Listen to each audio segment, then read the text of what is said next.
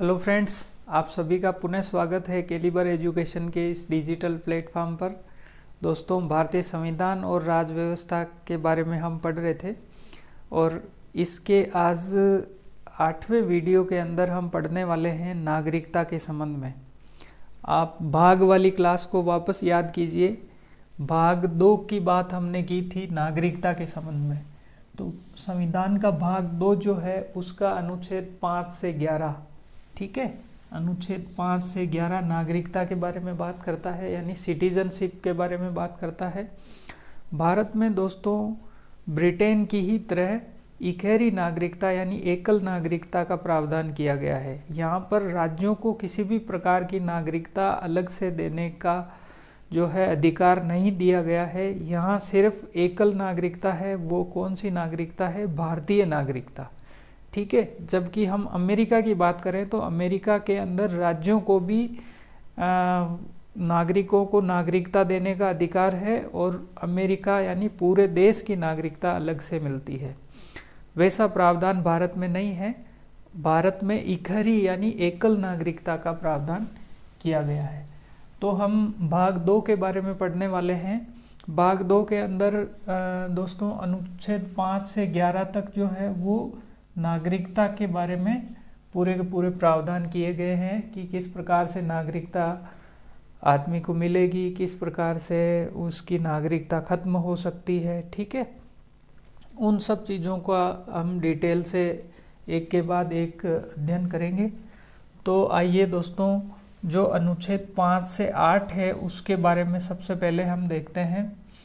अनुच्छेद 5 से 8 जो है दोस्तों वो नागरिकता के अधिकार संबंधी प्रावधान है, उनके बारे में है। यानी लोगों को, यहाँ के नागरिकों को नागरिकता का अधिकार कैसे प्राप्त होगा, यानी उनके अंदर इनबिल्ट जो नागरिकता है, यानी संविधान जब लागू हुआ था तब नागरिकता का जो सिस्टम था उसके हिसाब से किस प्रकार यहाँ के नागरिकों को अधिकार जो है वो नागरिकता का प्राप्त हुआ था। तो अनुच्छेद 5 के अंदर प्रावधान है कि संविधान के प्रारंभ होने पर नागरिकता किस प्रकार से यहाँ के नागरिकों को दी गई थी, ठीक है। तो इसके अंदर पहली बात है दोस्तों भारत में अधिवास, यानी संविधान का जब प्रारंभ हुआ था, जब संविधान लागू हुआ था उस टाइम जो भारत में निवास कर रहे थे, यानी भारत में जो भारत के डोमिसाइल थे, है ना, यहाँ के मूल निवासी थे।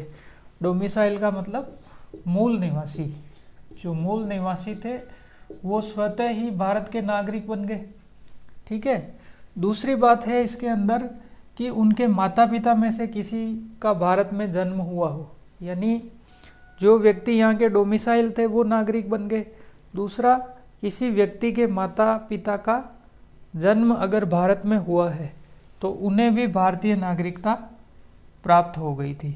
तीसरी बात है दोस्तों कि कम से कम 5 वर्ष से भारत में निवास, यानी कोई ऐसा व्यक्ति है जो संविधान लागू होने के समय से पहले कम से कम 5 वर्ष से भारत में रह रहा था, उसको भी भारतीय नागरिकता जो है वो मिल गई थी, ठीक है। नेक्स्ट हम बात करते हैं अनुच्छेद 6 के बारे में। अनुच्छेद 6 बात करता है कि पाकिस्तान से जो भारत में आने वाले व्यक्ति थे, यानी देश का बंटवारा हुआ था, देश का बंटवारा होने के टाइम जो व्यक्ति पाकिस्तान से भारत में आवर्जित हुए थे, यानी डाइवर्जन जिनका भारत में हुआ था, उनको किस प्रकार से भारतीय नागरिकता दी गई थी उसके बारे में बात करता है। तो इसमें पहली बात है दोस्तों, उसका या माता पिता का जन्म अविभाजित भारत में हुआ हो, यानी उस व्यक्ति का या उसके माता पिता, या यहाँ पर एक चीज और है, मातामह या पितामह, उसका खुद व्यक्ति का या उसके माता पिता का या उसके पितामह या मातामह का जन्म अविभाजित भारत में हुआ हो, यानी विभाजन से पूर्व जो अखंड भारत था, यानी भारत और पाकिस्तान का जो मिला हुआ अविभाजित भारत था, उसके अंदर अगर किसी व्यक्ति का या उसके माता पिता का या उसके माता में पिता में का जन्म अगर वहाँ पर हुआ है तो भी उनको भारतीय नागरिकता जो है वो प्राप्त हो गई थी। ठीक है। दूसरी बात करते हैं दोस्तों, 19 जुलाई 1948 के पूर्व भारत आकर रह रहा हो, यानी कोई व्यक्ति अगर 19 जुलाई 1948 से पूर्व भारत आकर रह रहा हो यानी रहने लग गया हो। 19 जुलाई 1948 की डेट को इसलिए विशेष महत्व है क्योंकि 19 जुलाई 1948 से जो पाकिस्तान से भारत आने वाले नागरिक थे और जो भारत से पाकिस्तान जाने वाले नागरिक थे, उनको अनुमति पत्र की व्यवस्था शुरू की गई थी। इसलिए 19 जुलाई की डेट फिक्स की गई थी कि 19 जुलाई 1948 के पूर्व जो भारत में आ गए थे उनको भी भारतीय नागरिकता प्रदान कर दी गई। तीसरी बात की बात करते हैं तो दोस्तों, संविधान लागू होने से पूर्व जो भारत में पंजीकृत हो गए थे, यानी जिन्होंने अनुमति प्राप्त कर ली थी 19 जुलाई 1948 के बाद, ठीक है, लेकिन संविधान लागू होने से पहले वो भारत के नागरिक के रूप में पंजीकृत हो गए थे, उनको भी भारतीय नागरिकता प्रदान हो गई थी। ठीक है। तो इस प्रकार से अनुच्छेद 5 और 6 के अंदर अनुच्छेद 5 जो बात करता है संविधान के प्रारंभ होने पर नागरिकता के बारे में, अनुच्छेद 6 बात करता है पाकिस्तान से भारत आने वाले व्यक्तियों की नागरिकता को किस प्रकार से उनके अधिकार थे। ठीक है दोस्तों, मैं मान के चलूँ कि आप समझ गए हैं। हम नेक्स्ट अनुच्छेद पर चलते हैं, अनुच्छेद 7 के बारे में।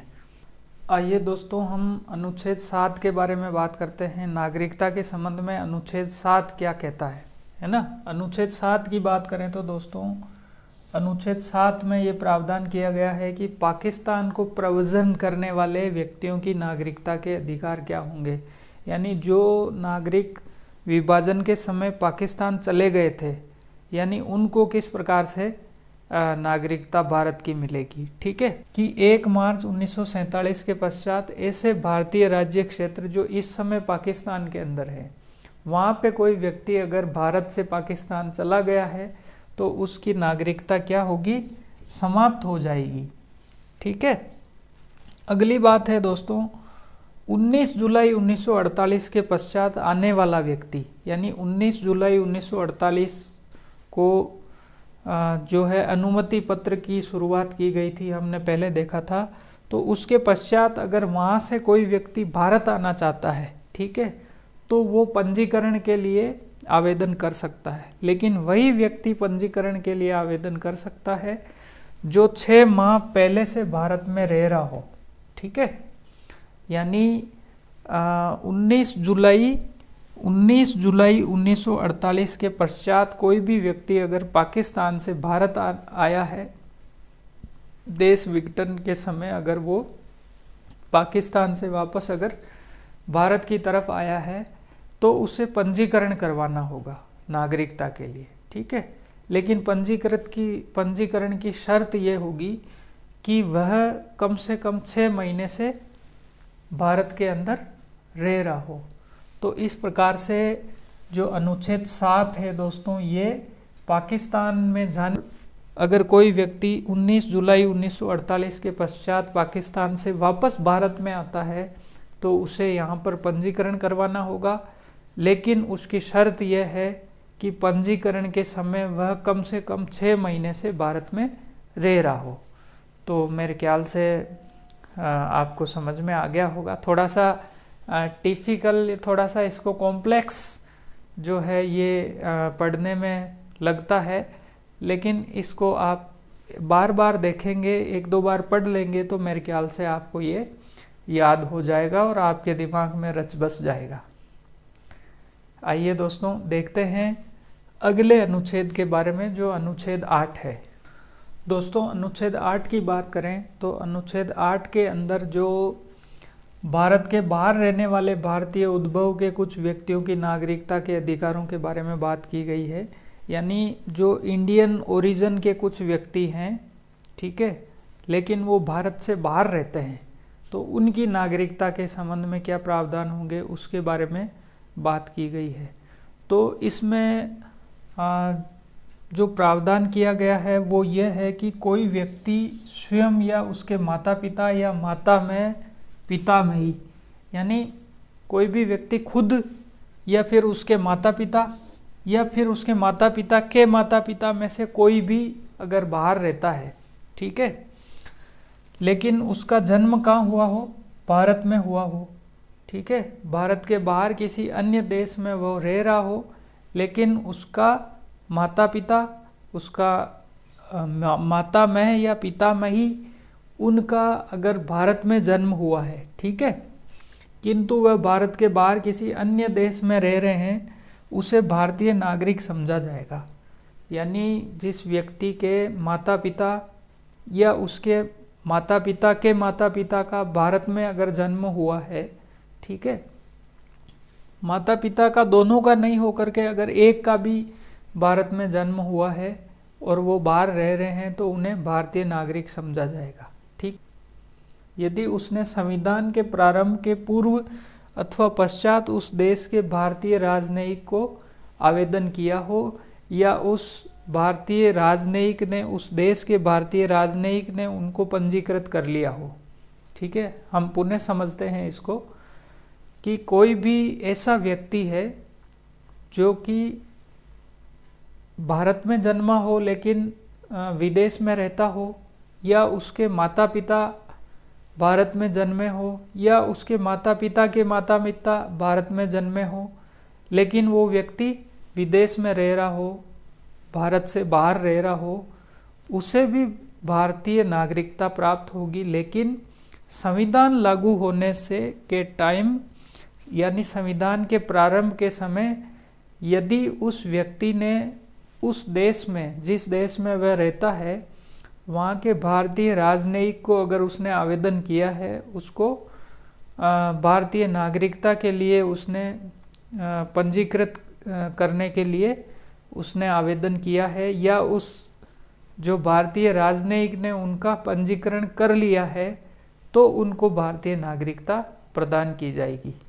ठीक है, तो अनुच्छेद 8 जो है वो जो भारत से बाहर रहने वाले भारतीय ओरिजिन के व्यक्ति थे, उनकी नागरिकता के अधिकार के बारे में बात करता है।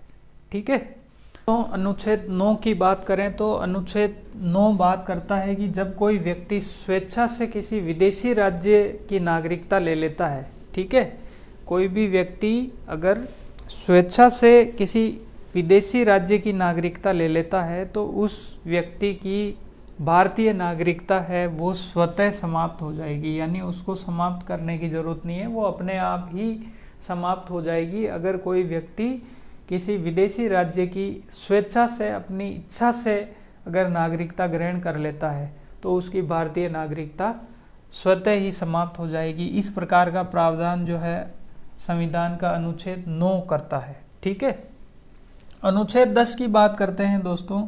तो अनुच्छेद 10 जो है वो किसी व्यक्ति की नागरिकता सिर्फ संसदीय विधि द्वारा ही ली जा सकेगी, इस बारे में बात करता है।